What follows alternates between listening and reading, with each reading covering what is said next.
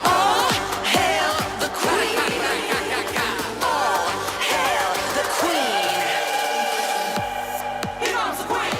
Yes, she's the Queen of the North. Here comes the Queen! Yes, she's the Queen of the North. Hey! Hey, hey, hey, hey! Hello, Harrogate!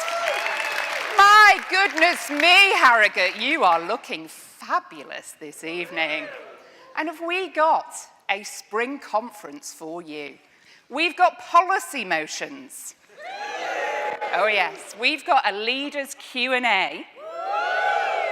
And because Lib Dems really know how to have a good time, we've not got one, not two, no, we've got 3 constitutional amendments. Oh yes.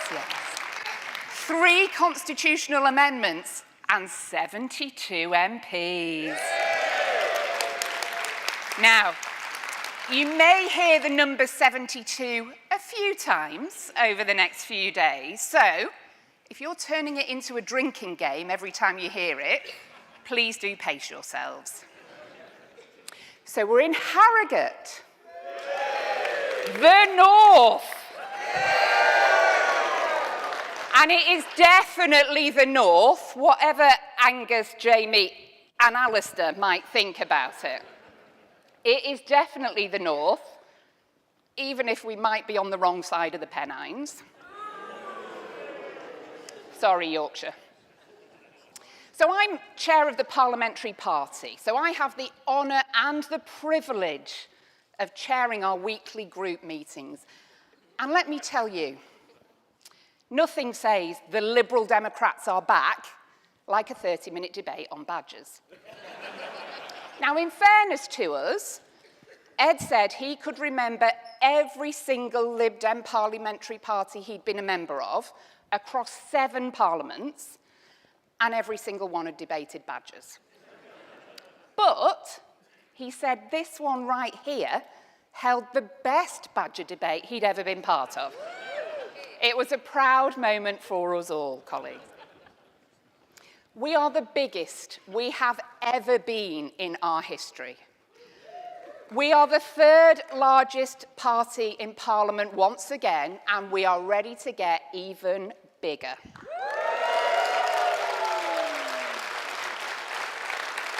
And make no mistake, that is thanks to you. It's thanks to your hard work, your door knocking, your blood, sweat, and those leaflet delivery dog bite tears. It has been a long road to get here, but here we are. And boy, are we making a difference. The eagle-eyed amongst you colleagues may have noticed, though, that not every party is having such a great time right now. On the auto cue, it says start panto mode. So please help me out here, conference. The Conservatives, with their shameful record, led by their leader, Kemi Badenoch, who's doing a great job. There are Panto fans in the auditorium tonight. And if you do enjoy Panto, can I very strongly recommend Willie Rennie at the ALDC Campaigner Awards every autumn conference. The Tories are having a tough time. But after dragging the country to breaking point, after years of sleaze and scandal, they're having a moment of reflection.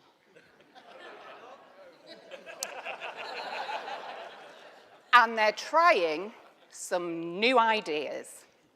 So what are these new ideas? Idea 1, the straight talking strategy. Roughly speaking, this says, what happens if we don't prepare our leader at all for Prime Minister's questions and just let her go and really show her charisma? Idea 2, the counterintuitive strategy. What happens if, instead of focusing on what people really want and need, we do the exact opposite? We've got Kemi Badenoch saying things like maternity pay is excessive. She suggested the state pension should be slashed. And she said Boris Johnson's Partygate scandal was overblown. I wonder how that's going down on the doorstep for them. And idea 3, the very online strategy. Kemi Badenoch has criticised the Lib Dems for being, wait for it, active in our local communities.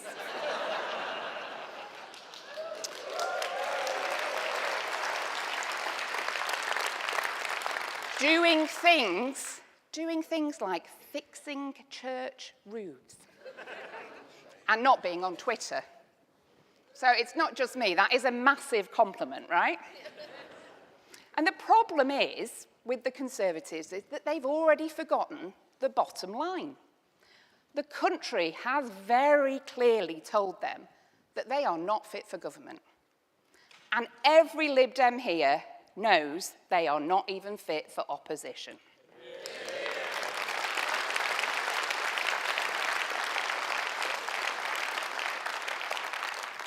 So the Tories are rubbish, right? That is not new news. So we've got Labour, and they are, well, disappointing, underwhelming, deeply missold. So whatever you want to call it, you just need to look at some of the faces of the new Labour MPs if you want to see how they feel about some of the things they're hearing from their front bench. They look like people who've ordered a pint and watched the bartender drop the glass just as they were about to be served. But enough about the others. Even though we have been firing on all cylinders since July, our mission is far from done. We have victories to build, battles to fight, and an entire country to convince that if you want change that delivers, there is only one party you can trust to deliver it. And that party, colleagues, is us.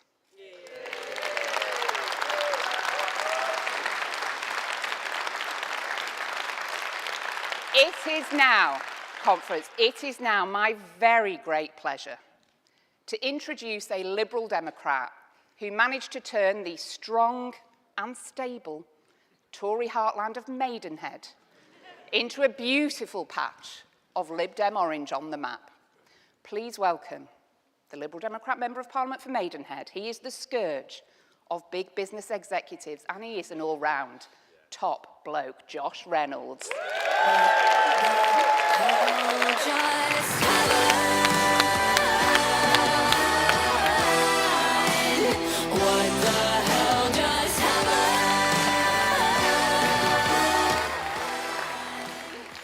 Anybody who was at Autumn Conference may be picking up a hint at this point that I quite like Eurovision. Wonder how many points we're getting this year. Thank you, Lisa, and hello, Conference. Now, when I first stood as Maidenhead's Liberal Democrat first MP, I honestly did not expect to find myself challenging Amazon on their workers' rights record.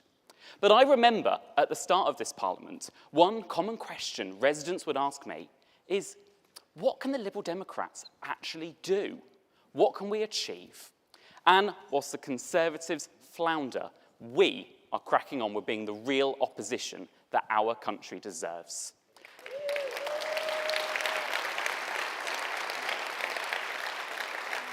Our brilliant parliamentarians in both houses have had some major wins, including voting on electoral reform and getting a massive boost to the carers allowance of family carers.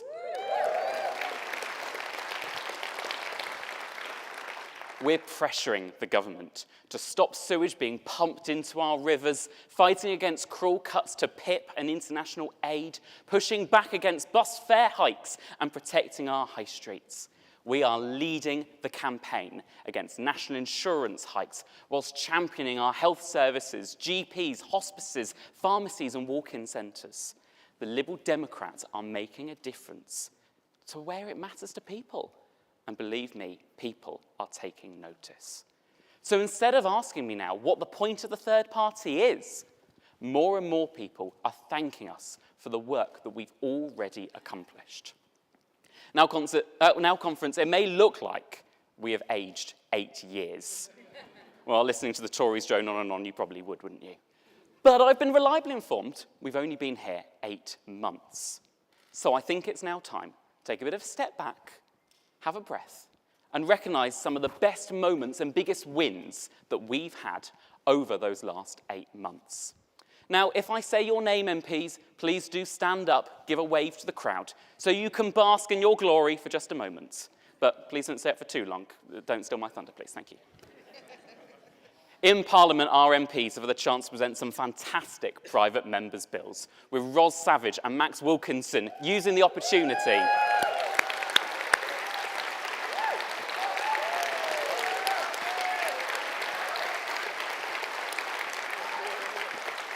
They have used the opportunity conference to address the climate catastrophe through the transformative Climate and Nature Bill and the innovative Sunshine Bill. Wendy Chamberlain's charity fundraising bill. Josh Babarunde's domestic abuse bill. Lord Clement Jones's AI public sector regulation bill. And our resident vet Danny pushing forward the animal welfare bill. It has a really good chance of becoming law and reinforcing our animal welfare standards. There have also been some fantastic 10-minute rule bills this Parliament, from Alistair Carmichael's Food Supply Chain Fairness Bill to James McCleary's Youth Mobility Scheme Bill.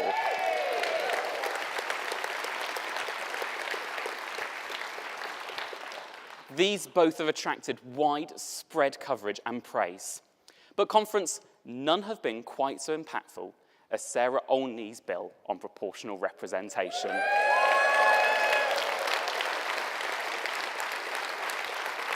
It successfully beat the Labour whips on first reading and secured us a debate in the Commons on PR. Let's take a look back at our MP's reaction on that one, shall we? The ayes to the right, 138. The noes to the left, 136.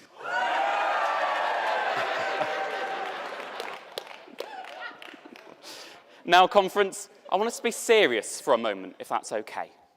It's no secret that we like to talk about sewage in the Lib Dems. In fact, I know several of my colleagues have taken it just a step further. They've decided to don their wellies, grab their testing kits, hold their noses, and wade into the mess. But quite frankly, I have not met a Lib Dem who cares about sewage quite like Charlie Maynard does.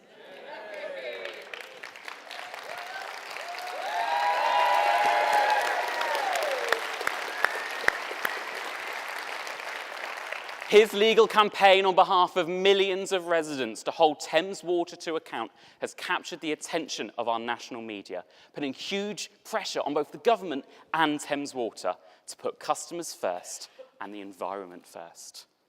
Conference, we've also had so many local victories.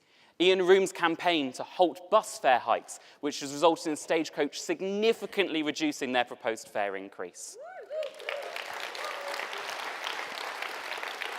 Ian Sollum has successfully lobbied the DWP to ensure that job seekers in St Neots would no longer have to travel to Cambridge by securing work coaching services in the town's Citizens Advice Centre.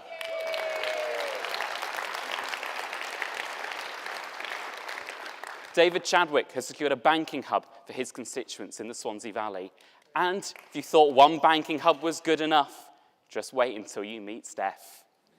He has won his 3-year-long battle for a banking hub in Holt. But in classic Steph style, he was not content with that. He's just followed it up by securing a second one in North Walsham.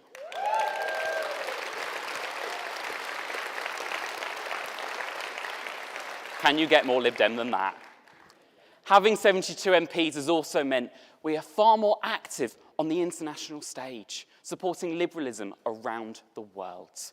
In October, Anna Sabine travelled to Morocco, supporting 20 inspirational graduates of the African Liberal Network's mentoring programme. Pippa has made it to not one, but 2 COP summits. Our defence spokesperson, Helen, was joined by Monica and Ian for a trip to NATO in March. And Cam, Chris, Steve, Will, Ian and Lee have had the chance to visit Ukraine, meeting with parliamentarians and aid workers and even delivering humanitarian aid themselves.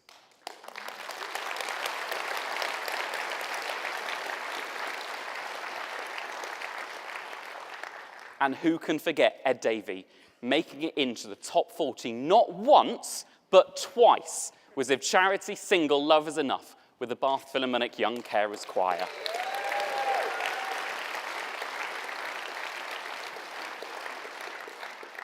But conference, I have to say, it hasn't all been victories and happy moments.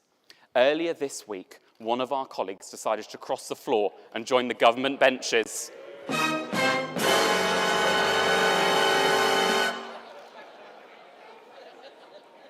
Not a proud moment.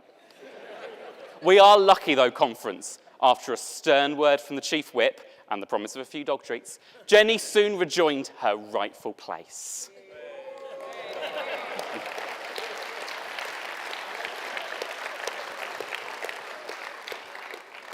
I wish I had more time to tell you about all of the incredible things that each and every one of our MPs has achieved. But if I did, I'd probably be still on this stage talking to you by the time we start Autumn Conference. So instead, I'm going to hand you over to the ever so wonderful Anna Sabine, MP for Frome and East Somerset. I do my hair talk, check my nails. Baby, how you feeling? Hair talk, check my nails. Baby, how you feeling? Good evening, conference. It's wonderful to be here tonight. Now, in addition to all the incredible things we've been doing as MPs on our side of the House, we cannot forget the amazing work of our hard-working, passionate and dedicated Lib Dem lords. Since July, we've added 3 brilliant new peers to the red benches, and one of these new lords took their seat just last week. Let's take a look.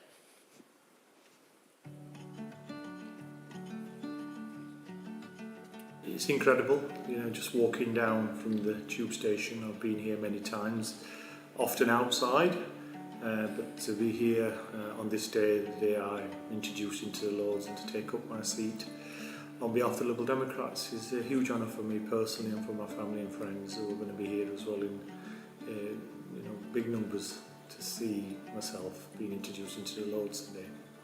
What inspired me? I'm from a kind of working class background. I've been a youth worker, working in some of the most deprived areas of Sheffield in particular, but South Yorkshire for the last 25 years. So I've always cared passionately about giving young people the best start in life. I was first in my family to go to university. I went as a mature student. At university I discovered the Liberal Democrats, and the fact that no one will be enslaved by conformity really touched a nerve for me. It was something I really believed in. Human rights, civil liberties, internationalism was all the things. And I thought, hang on, this is a party that actually ticks all the boxes for me. And I joined the Liberal Democrats. Just being a city councillor was a huge achievement for me. I remember my uncle, who's now passed away, was so proud. And my dad had passed away in 1995, so he never saw any of what I achieved in life. You look at people like me, and we're not the type that normally get into public office, let alone the House of Lords. That's such a huge achievement for myself personally, but also from people from my background, the type of kind of upbringing I've had in Sheffield. My dad was a steel worker, my uncle was a steel worker, my granddad was a steel worker. They all came here from Kashmir after the Second World War, worked hard, and never did they ever think that either their sons or daughters or granddaughters or grandsons would ever hold any public office, let alone here in the mother of all parliaments in Westminster, the House of Lords. I, Shaffaq, Lord Mohammed of Tinsley, do swear by Almighty God that I will be faithful and bear true allegiance to His Majesty King Charles, his heirs and successors, according to law, so help me God.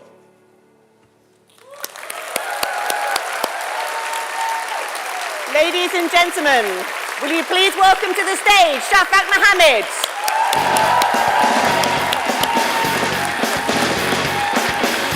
Thank you.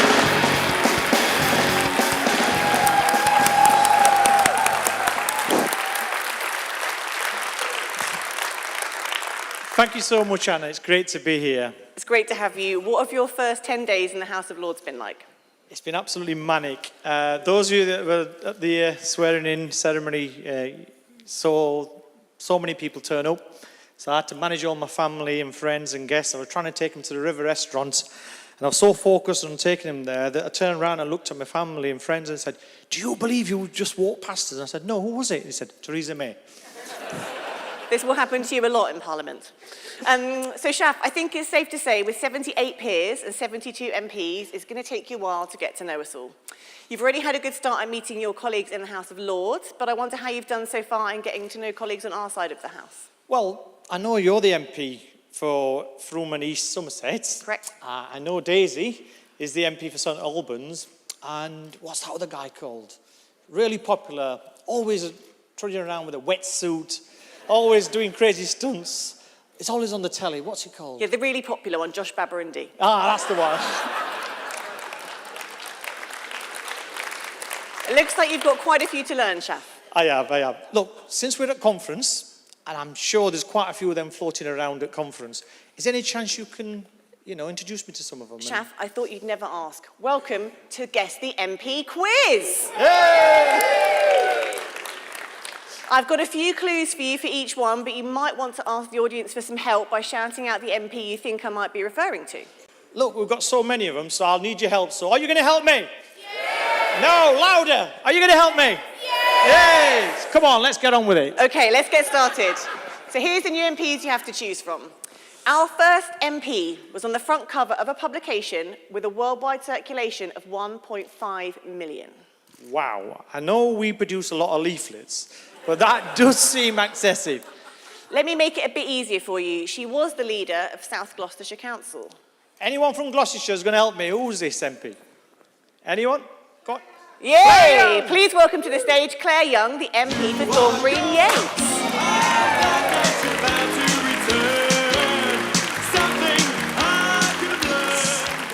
So Claire, I've only got one question. How do I get on to the front cover of this publication with 1.5 million circulation? What is it?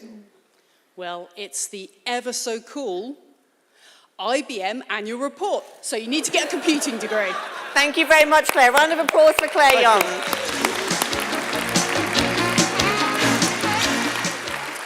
Now, the mother of one of our MPs was a secretary for Winston Churchill, but can you guess who?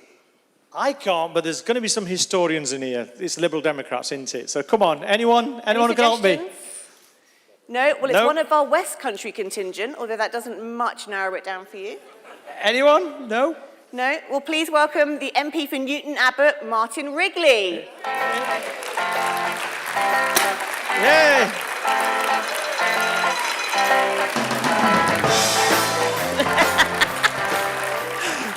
Martin, that was a great walk-on song. Did you choose it yourself? Oh, I love it. It's a great song, one of my favourites. But it always makes me jump because it's also my ringtone. So every time it comes on the radio or on the music, I just go, "Where's my phone? Where's my phone?"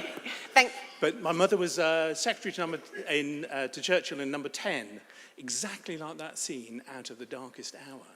So she had a great time and lots of stories, but I'm not allowed to tell anybody. Oh, what those amazing. stories Thank are. you very much, Martin Martin. Wrigley. You know it looks so good tonight. Our next MP shared a packet of minstrels with George Michael and has met Neil Armstrong. Is there any George Michael fans in the house? Any suggestions? No? Any suggestions? Well, this fierce campaigner was the first ever female MP in her seat, which was formerly held by Dominic Raab, is the Esher and Walton MP Monica Harding. She's a killer queen, gunfighter, dynamite. Monica, there's only one question. Whose packet of minstrels was it, yours or George's? They were mine. We were in Leicester Square at the 30th anniversary filming of The Sound of Music, and I was standing in the minstrel queue, and as I turned round, George Michael was standing straight behind me, and I looked at him about to squeal, and he put his fingers to his lips and said, "Shh." And I met him actually in the interval, because The Sound of Music has an interval, and we shared a packet of minstrels. Brilliant. Thank you very much, Monica.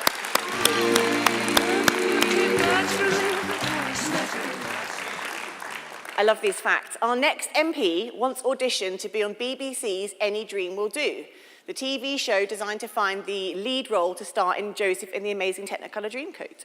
Look, there's bound to be some West End musical fans in here, so anyone know who this MP is? Anyone? No. Well, let me make it a bit easier for you. He shares a name with someone pretty senior in the party. Yes, he's correct. It's Edward Morello.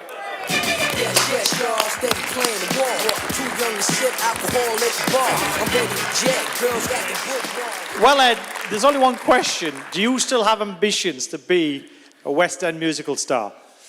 Oh, I don't think I need a Technicolor Dreamcoat anymore. I'm already living the dream. Hey! Thank you very much, Ed Morello. So it gets stranger and stranger. This MP had a narrow escape from their au pairing job when they realised their employer was a member of the Corsican Mafia. Is there any Corsican Mafia hits? Hit men or women in the crowd? No, let me make it a bit easier for you. She was our Lib Dem leader in the European Parliament. It's South Devon MP, Caroline Voden.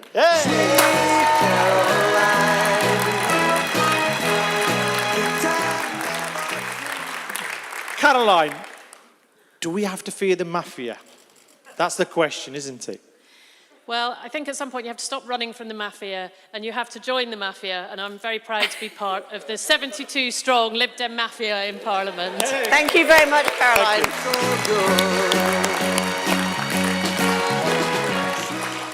Okay, we're on our final MP, and our final MP was once a Thunderbird. I'm not a Thunderbird fan. There's bound to be some in this audience. Come on, anyone? Which MP's a Thunderbird fan? If it helps you work it out, he used to be the managing director of a toy company. There's only one toy maker that I know. Please welcome to the stage Clive Jones.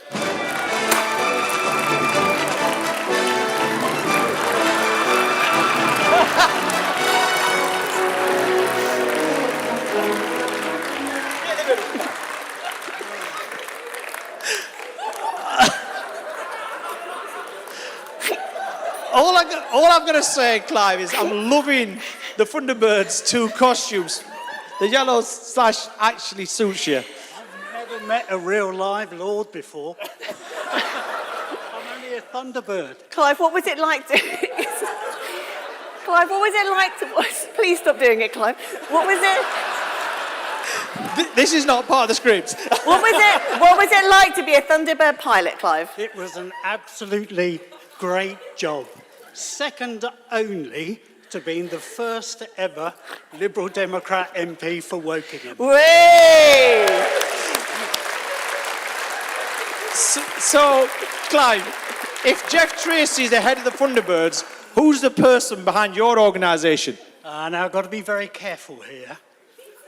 We have an all-action hero, known for his bungee jumping, his Zumba classes, his paddle boarding. It's Ed Davies. Hooray! Another round of applause for Clive.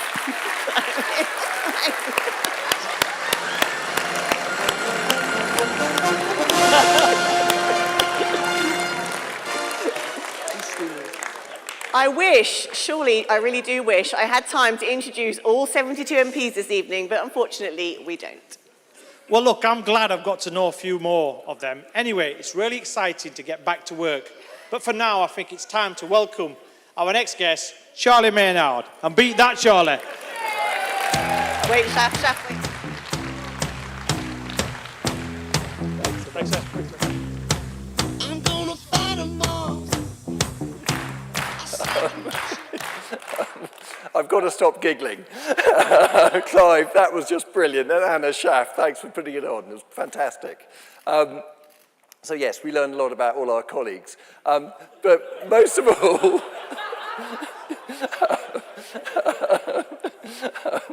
you've got to stay in that for the rest of the day, and tomorrow, and Sunday. So conference. Back to the auto cue. So look, most of all, thank you all for being here, and thank you for having me up here on stage. And I'm just so happy to be your MP for Witney, and to be the first MP in Witney for 102 years. So thank you.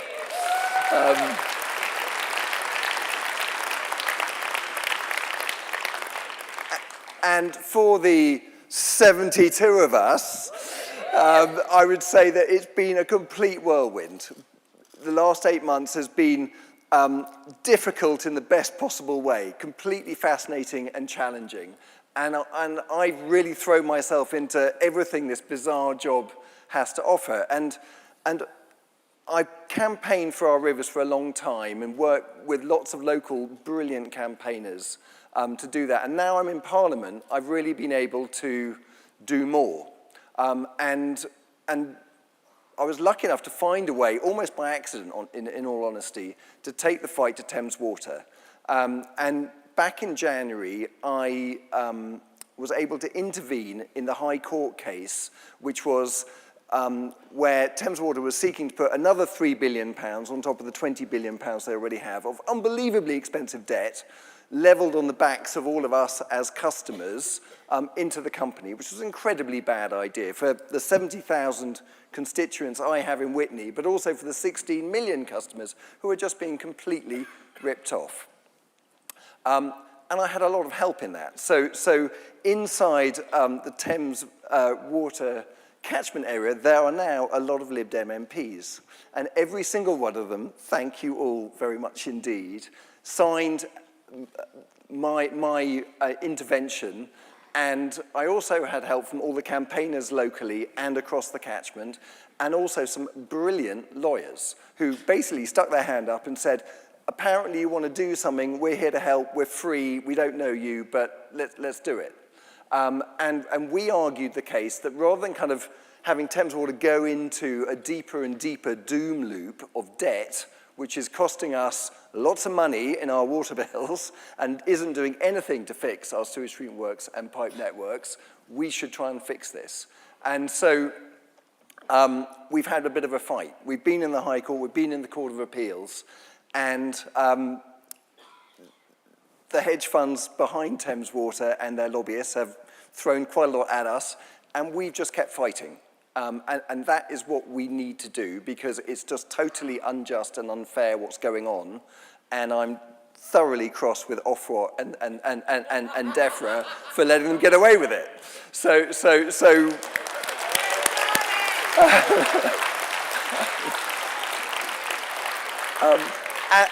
And you know, going a bit broader, you know, fighting for things, I think, is what we as 72 want to do. And that goes broader even than that, because we've got elections coming up, and the Conservatives have managed to finagle various counties out of elections. So Surrey and Hampshire and East and West Sussex all don't have elections. So that means that they've got to put up with Conservatives for another year. Really bad, really undemocratic. But there's some good news out there. So we have the opportunity to win in a lot more places still. So guess what I'm going to start with? Oxfordshire, Cambridgeshire, Gloucestershire, Buckinghamshire, Devon, Cornwall, and Wiltshire. And closer to home here, we've set our sights on electing a Lib Dem mayor in Hull and East Yorkshire. So, Mike Ross, you're somewhere out there. Well done. This is the man who's going at it.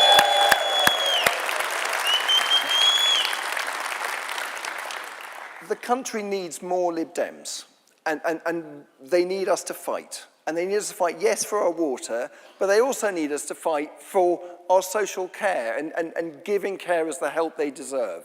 And they need to help on affordable housing, and they need to help on special education needs, and they need to, yes, of course, help on potholes, and they need to help our elderly. And those are all things that we really need to kind of crack into, and yes, work our socks off, work our sandals off, but we need to deliver for our communities. That's why we're here, and that's what we've got to focus on doing. And the best way we can do that is by helping the people who are standing, helping them win. So whoever is now in this room a candidate, please can you stand up? Don't be shy.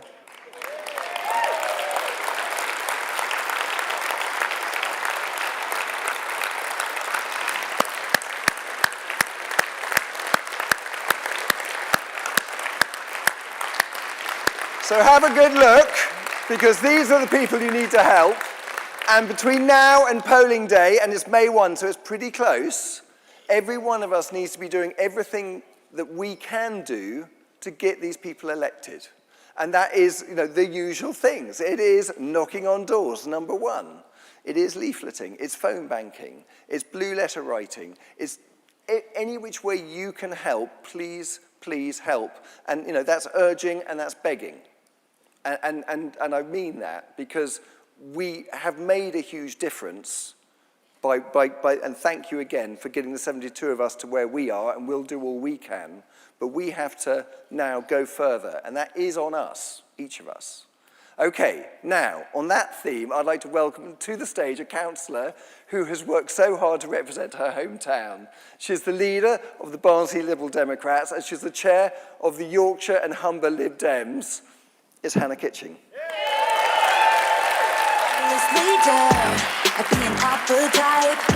When everyone believes you.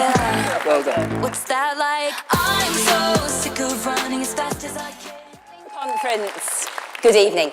Welcome to Harrogate, and indeed, welcome to Yorkshire. I am the chair of Yorkshire and Humber Liberal Democrats, and it is a real pleasure to see so many of you here in a place that is once again represented by a Liberal Democrat MP.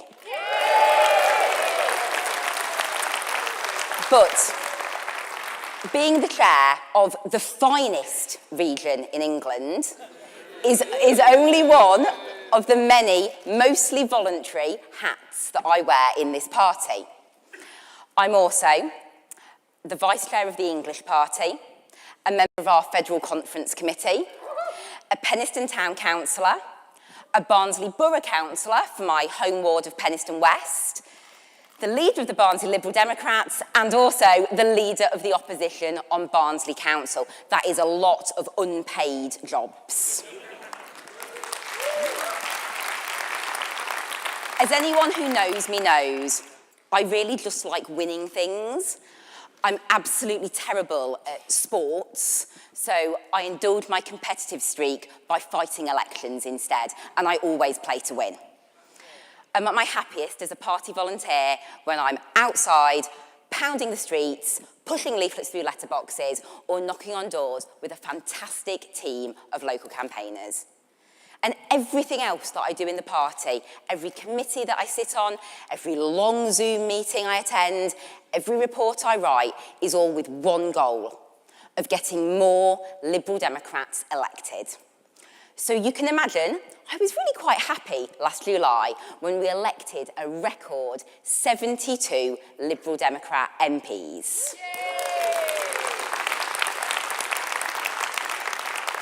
Now, here in Yorkshire, we have a relatively quiet round of local elections this year because we are ahead of the curve. We've already replaced all of our county councils with unitary authorities, which are mostly on a fallow year.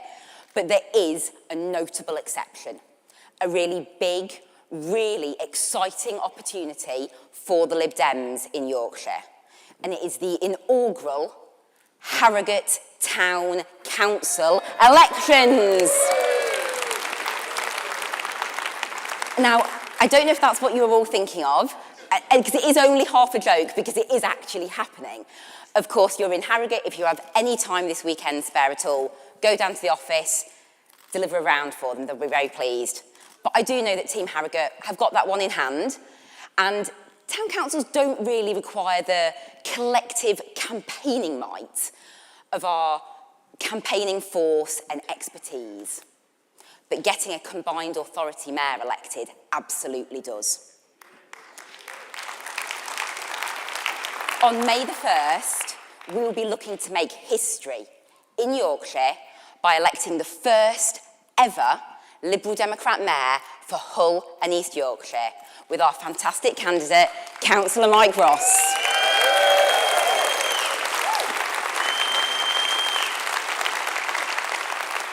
You're going to get the opportunity to hear properly from Mike tomorrow, so for now, let's just give him another encouraging round of applause.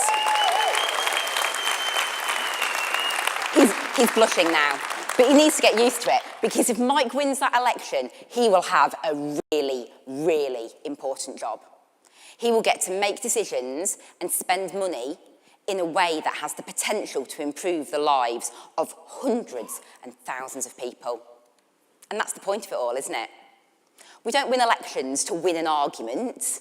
We win elections to improve people's lives. We all know that elected Liberal Democrats at every single level make decisions and campaign for actions that improve people's lives. We believe that unlike that top-down, we-know-best attitude of the other parties, that those decisions should be made close to and in collaboration with the communities that they impact. That's one of the key things that makes me a Liberal Democrat. And it's something that I look to do every day as the leader of the opposition on Barnsley Council. Now that is not a big or powerful job. It can be frustrating, but also very rewarding. We spend most of our time in our communities, talking to residents, asking their views, and trying to solve their problems. But we also do the work in the Labour-led town hall, because Labour have run Barnsley Council since the start of time. Challenging, scrutinising, amending their proposals with our own ideas. Now, do we get voted down every single time? Yes, we do. Do some of our ideas get implemented anyway, a little while later? Yes, they do.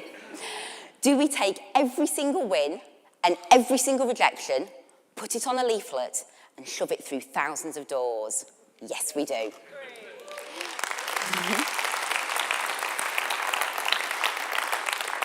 We only have a group of 11, but we are punching above our weight. And all that hard work is worth it, because I believe that Barnsley is better with a Liberal Democrat opposition. So if any of you want to get more Lib Dems elected, you've got to make it happen. You've got to get out of this auditorium, spend your weekend attending training from some of the best campaigners in our party. Find out where your nearest elections are in May. I would be especially pleased if it is in Hull and East Yorkshire.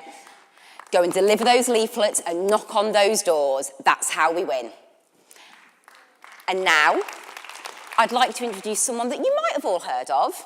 That's our wonderful MP from Eastbourne, Josh Babarinde. Magic in me. Every time I touch that track, it turns into gold. Conference, the world needs more Hannah Kitchings, does it not?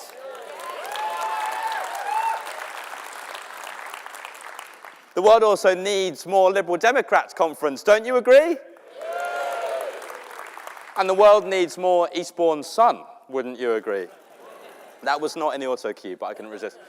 Now, based on how well we performed in 2024, with Ed leading us to our best local election results in a generation and our best general election result in a century, we have set a high bar for 2025. And it's critical that we set ambitions that are so high, because the upcoming local elections will be the most consequential ones that I have ever known. Why? Because it's not just politicians who are on the ballot paper, Conference. It's public services, it's power, and it's populism that's on the ballot paper. On public services, our NHS, our schools, our police have been driven into the ground by the Conservatives after a decade of neglect. And locally, in my patch, for example, our Tory County Council is shutting services for people with learning disabilities and slashing dementia support for the elderly. It's no wonder that they applied to cancel our elections this year. But people who are threatened by the cuts that I just mentioned and cuts that are happening across the country are relying on us Liberal Democrats to fight for them this May. Something else that's on the ballot paper, as I said, is power conference. I'm a Liberal because I believe that power and cash should be dispensed closest to the individuals and communities it's meant to serve.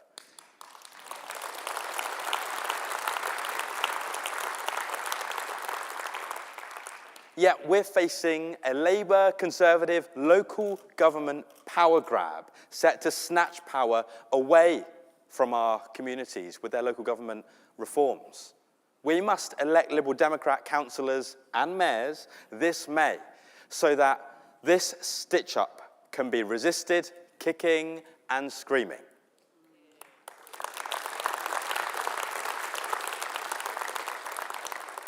And populism is on the ballot paper conference.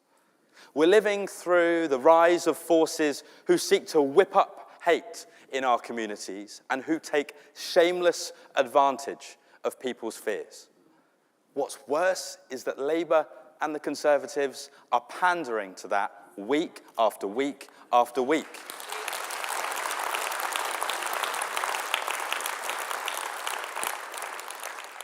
But I have hope. I have hope because I know that Liberal Democrats are the antidote to this. And I'm reminded of being trailed on the doorsteps by Raphael Behr of The Guardian a few months back in Eastbourne. And Raphael captured interactions like that between myself and Sheila, a resident from the estate that I was born and bred on. And he wrote this of that interaction. It's a close call. Reform or Liberal Democrat? Sheila likes what Nigel Farage has to say. Boo. Pressed to choose, she declares her decision by pointing emphatically at the young man standing on her doorstep, holding a stack of orange fringed flyers.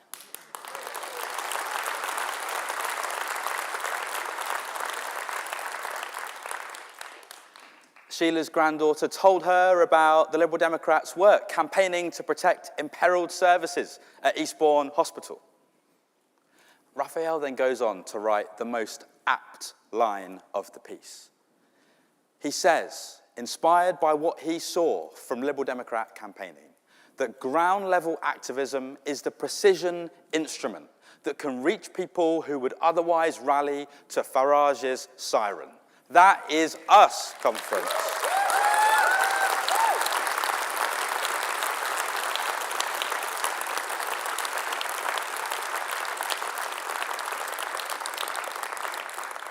Our community campaigning, building trust by listening and acting, is what inoculates our communities against populist poison.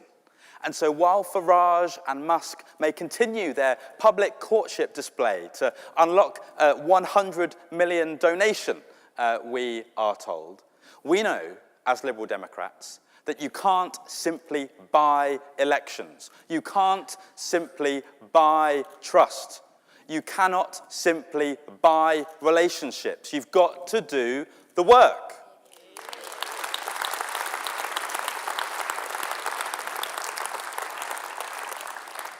But if you do want to make a donation, Treasurer Tilly will be on the door as you go out. But you in this hall are doing that work. Keep getting distracted by Clive in his Thunderbirds app. But we must not falter, because every single contest, at every level of government powers our liberal mission to protect our public services, to decentralise power, and to defeat populism. And every leaflet delivered, every door knocked on, every envelope stuffed brings us that much closer to succeeding in that mission.